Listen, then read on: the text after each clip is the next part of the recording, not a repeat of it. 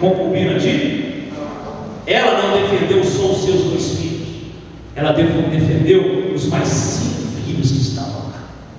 Não era dela, ela não era mãe daqueles 5 filhos, ela não tinha obrigação de cuidar do corpo dele, mas a mãe dele não apareceu, a mãe dele não estava lá, mas ela, como mãe, ela assumiu uma posição, e agora ela não vai deixar as aves de rapina, nem os animais noturnos comer a carne, e aquelas carnes foram se dilacerando, foram se decompondo. Ela não se importou com o mau cheiro, ela suportou o mau cheiro, suportou a fome, suportou o frio, ela foi até não ter mais jeito, irmãos. Ela ficou 5 meses, e aqueles homens enforcaram quanto tempo? 5 meses. Por que eles deixaram os inimigos enforcados 5 meses? Para que todo mundo que passasse visse que ali estavam os inimigos mortos. E aí o tempo foi passando, 5 meses enforcado. Imagina as carnes decompondo, foi sobrando só o quê? Os ossos. Mas olha o que está acontecendo aqui. Olha lá, vira sua Bíblia, 22, versículo 9. E os entregou na mão dos gibeonitas, os quais enforcaram no monte perante o Senhor. Caíram esses juntamente, foram mortos no dia da cega, no princípio da cega cevada. O versículo de número 12, 21, 12. Olha o que acontece. Então foi o quê? Foi o quê? Depois que Davi ouviu, 21, 12, João.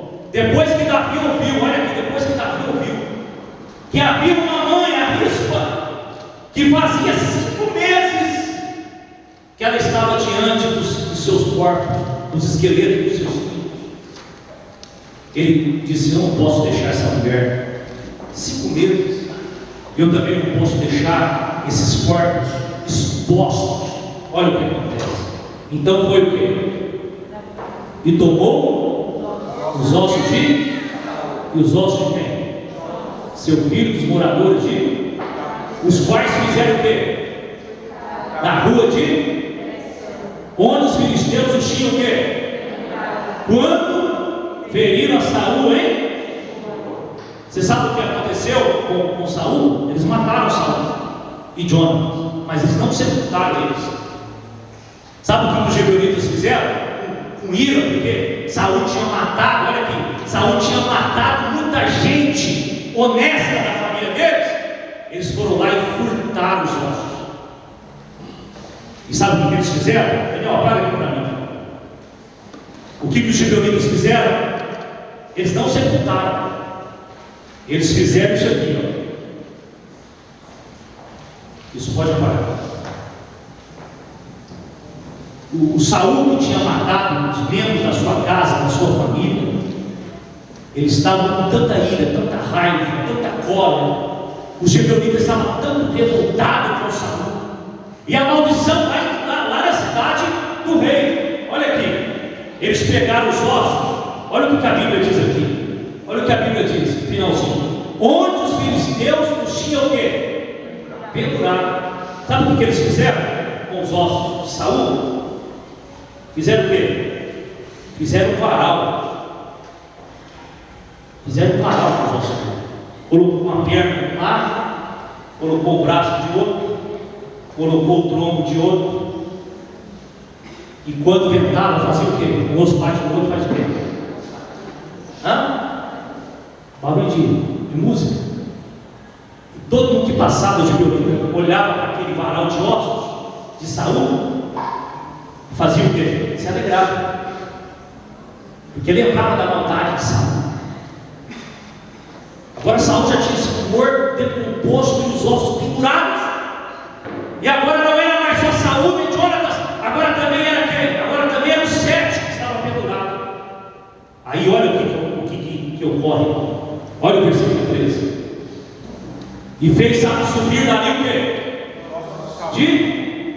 E os ossos de? E ajuntaram também os ossos dos enforcados.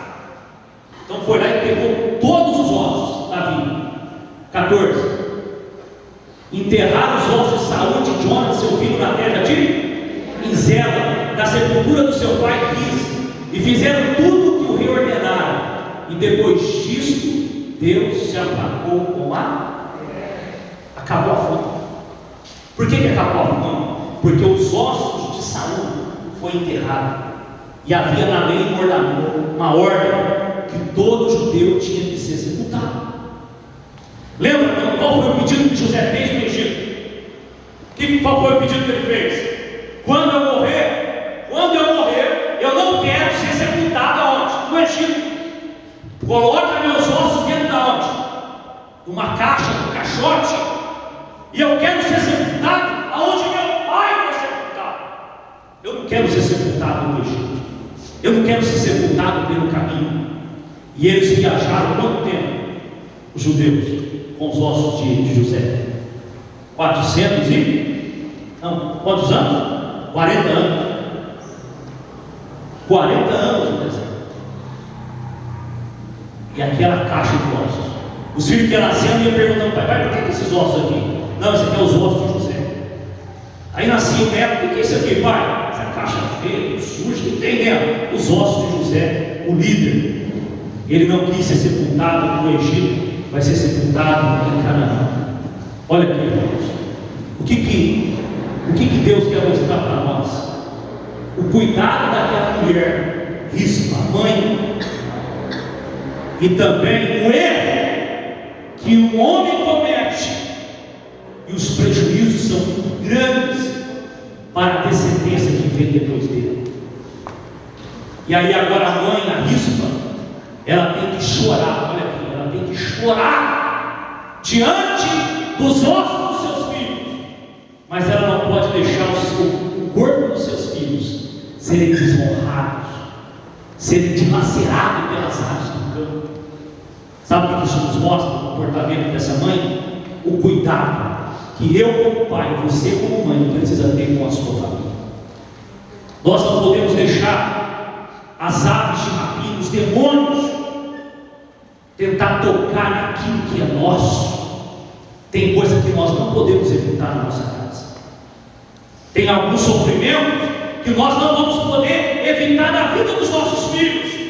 Mas não é porque eles erraram que eu vou virar as costas para eles.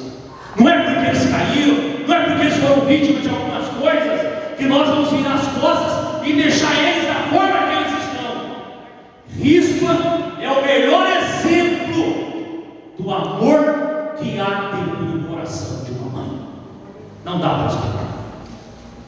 Não dá para explicar o amor de uma mãe.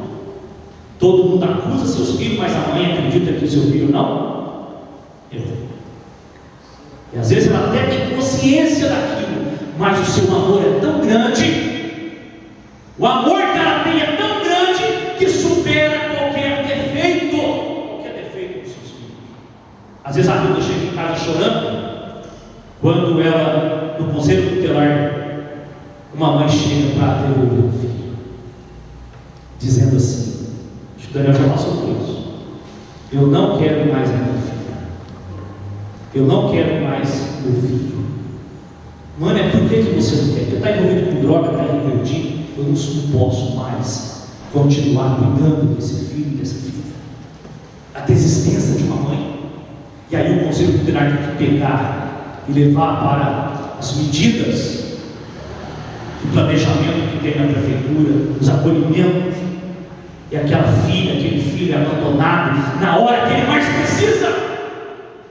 Pastor, mas é rebelde, está no meio das drogas, está envolvido em tanta coisa errada.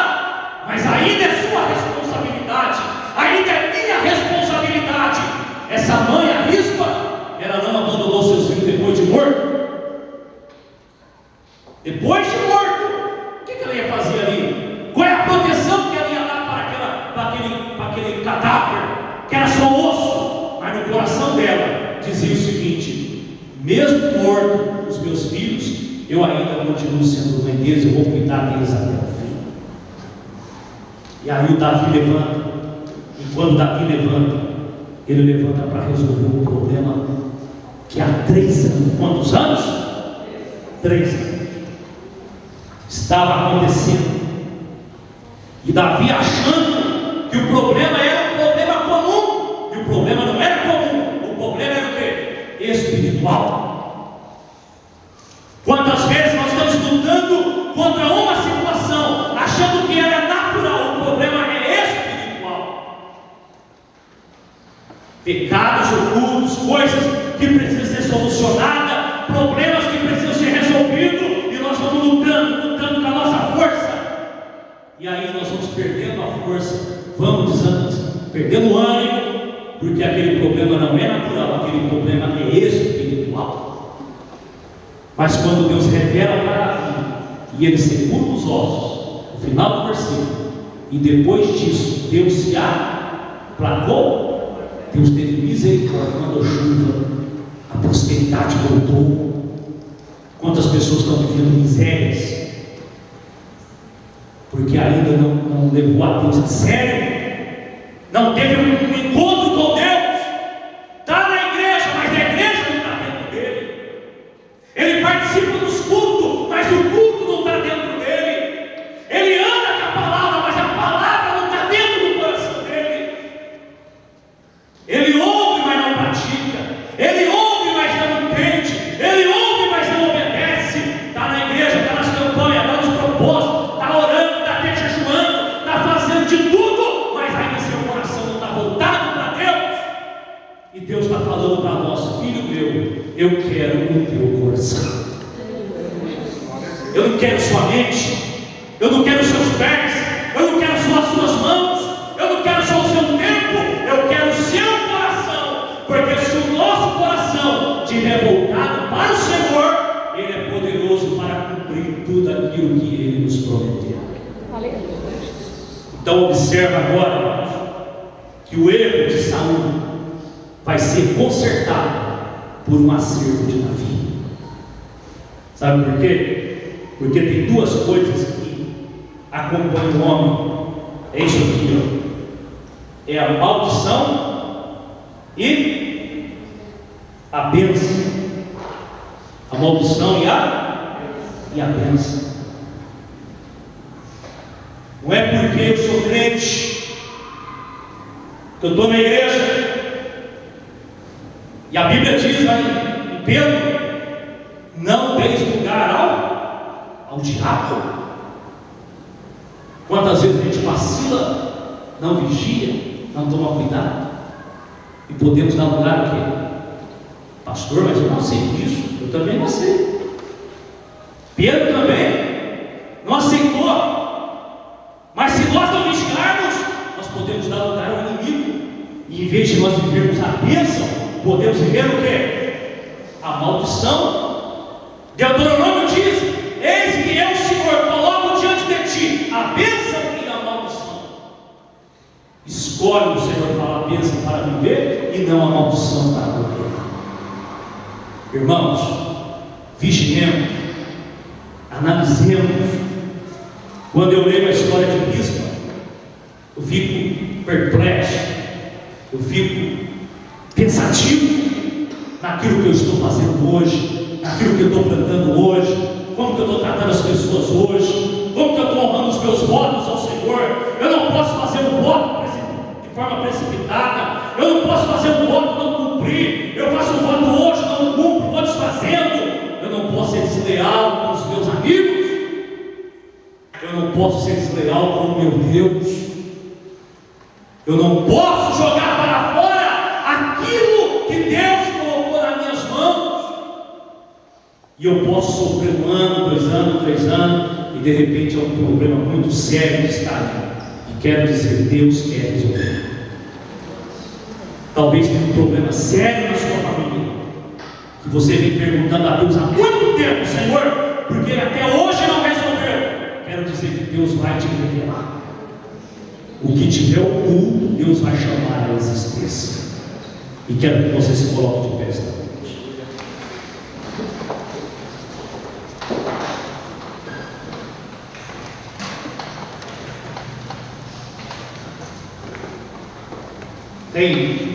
Não estou dizendo que é todas as enfermidades.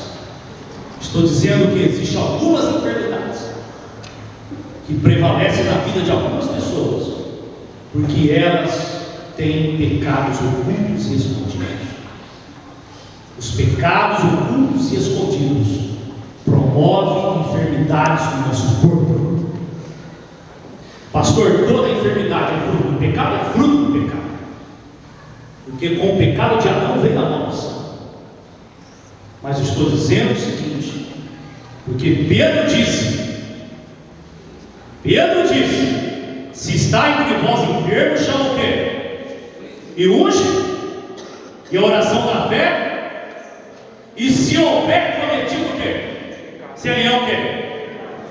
Então aquela enfermidade pode estar relacionada com o pecado. Mas a Bíblia diz também que aquele que confessa e deixa, alcança a misericórdia. Aquele que confessa o seu pecado.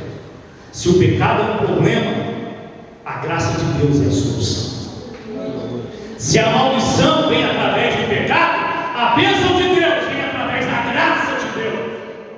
E eu quero esta noite profetizar para a tua vida que nós estamos debaixo da bênção e que nós não podemos mais andar em trevas, porque nós conhecemos a luz. Olha aqui, o que você tem que fazer para Deus, faz correndo.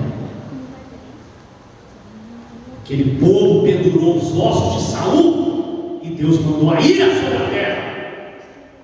E aí Davi teve que sepultar os ossos para a ira terminar sobre a nação de Israel. O que nós temos que fazer?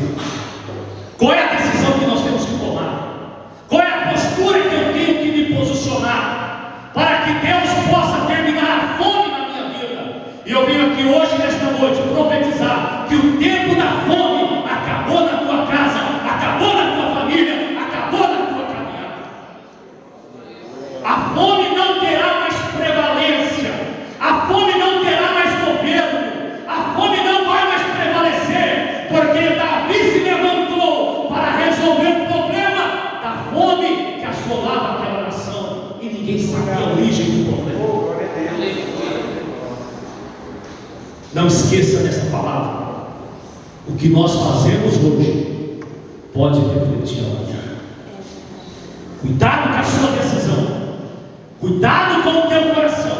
Olha aqui. Guarda o teu coração, porque dele procede as saídas da vida. Talvez você está achando que é certo. Olha aqui. Sabe por que Saul matou aqueles gibeonitas? Por zelo, achando que estava fazendo certo. Saul matou por zelo. Pega lá na Bíblia que você vai ver. Os gibeonitas dizem: Saul matou eles por zelo. Saul achou que estava fazendo certo, mas estava fazendo um grande erro. Tem muita gente fazendo o certo do jeito errado. Tem muita gente tomando decisão errada, achando que está certo. Só que eu e você temos o Espírito Santo, e o Espírito Santo vai nos orientar em todas as coisas. Você tem a palavra, a revelação. Tem hora que a gente tem que voltar, tem que abaixar, tem que humilhar. Você viu os gibeonitas? Se humilharam. Enganou até Josué. Enganou Josué. Mas Josué liberou a bênção. E aí a bênção não podia ser retirada. A bênção não podia ser revogada. Deus, olha que Deus levou isso tão a sério. Porque olha aqui, irmão, nós temos que tomar cuidado quando uma mulher ou um homem de Deus libera uma palavra. Josué liberou uma palavra para os gibeonitas. Saul não cumpriu. Deus lembrou de Josué. Josué estava morto. Só que aquele voto e aquele juramento foi muito pesado. Deus não esqueceu daquela palavra e daquele juramento e daquele voto. Aí Deus agora coloca a ira sobre os judeus. E aí Davi tem que consertar tudo que Saul fez. Olha aqui. Deus vai levantar alguém para consertar. Você está naquela casa para consertar. Você está nesse cargo para consertar. Deus te colocou você nessa posição para você consertar as coisas. Não é para outro fazer. Você é o Davi nessa causa. Você é o Davi naquele lugar. Então Deus vai te usar. Deus vai te dar sabedoria para você consertar as coisas que precisam ser consertadas. Então Davi levanta. E quando ele levanta para resolver. Levanta para solucionar aquele emprego, aquele trabalho, aquela escola, esse cargo que você está, essa igreja que você está pastoreando, é sua responsabilidade. Olha para o pastor Israel, para de terceirizar as coisas. Nós gostamos de terceirizar, querendo que o outro faz o que nós temos que fazer. Deus colocou na tua mão, então se levanta e faz, e Deus será contigo, Deus será conosco. Você é a mãe, você é o pai, você é o obreiro, você é o profeta, você é o professor, você é o evangelista, você é o líder. Então faz aquilo que Deus colocou na tua mão para fazer. Aleluia. E Deus será contigo.